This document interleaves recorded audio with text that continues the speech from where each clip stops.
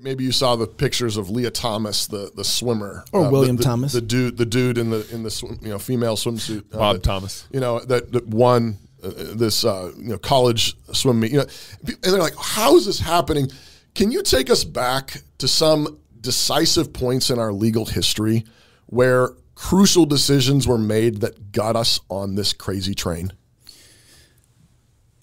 Well, I'll approach that with some measure of trepidation because the jurisprudential path that got us here is rather long and complex. Yes. I'm here for that, though. Yeah, we're here. I'm here for some observations, I suppose. Yes. Yeah. All of what happens in the law generally has some sort of corresponding cultural presentation at the same time. Right. And there has been, for an extended period of time, a repudiation of the idea of creation, the idea of a natural law, a wisdom in which God created the world that's manifest to its observers and its participants. Right.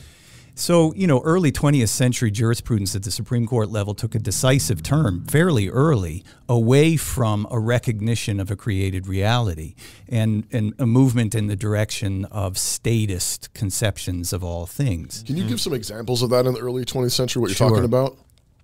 For instance, the Pierce versus Society of Sisters case, Okay. which was one that came out with a good result. That is to say, the Oregon law that forbade private schools was done away with by that decision, but it was conspicuously absent of what had been present before, which was a recognition of the natural authority of parents. That had been present in the law up until this point. Even the Meyer decision that had been issued 2 years prior to that decision had made reference to the common law, not creation, recognition of the natural authority of parents in the upbringing of their children. So it's decisive, I think, this break in Pierce that ended up assigning that authority not to a natural reality, but rather to a concept in jurisprudence concocted by the Supreme Court. And so what language was it using to kind of sever the parents in that case, or to change the parent status in that case? Well, the parents were treated in an unprecedented way as custodians. But the language is more of an absence of what had been discussed before in this realm. It wasn't but, we're in the 20s now, by the way. Okay. It was but 2 or 3 years later that the Supreme Court in Buck versus Bell ratified the forced sterilization of, quote, imbeciles. Okay. In an opinion written by Justice Oliver Wendell Holmes, Jr., which was essentially a broad daylight proclamation of eugenics. Right. Which seems, I suppose, peculiar to us looking back now, but with the new eugenics that are in play now, perhaps we can talk about that a bit later. Yes. He perhaps was more prescient than we realized. Right. So in the Buck case, they ruled that the government could sterilize its citizens? Yes.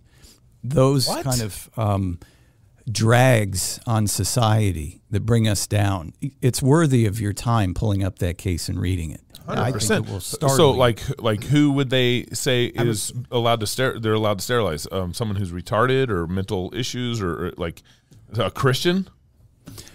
Those who fall within the category of essentially a drag on society, be it imbeciles. Although the particular Carrie Buck at the time, who was the subject to this ruling, I've read it. You've read it. Yeah. Yeah. It was when the pandemic happened. That's when I was arguing if they can force you to get a shot, and here's why. Yeah. Well, Justice Holmes' disgraceful opinion concludes essentially saying 3 generations of imbeciles is enough. Wow. Wow. So, what's interesting is in the lead up to that decision, the state courts had consistently rejected the eugenical idea of forced sterilization of the unwanted, the lower classes. After the Buck versus Bell decision, 18,000 people across the United States were sterilized involuntarily.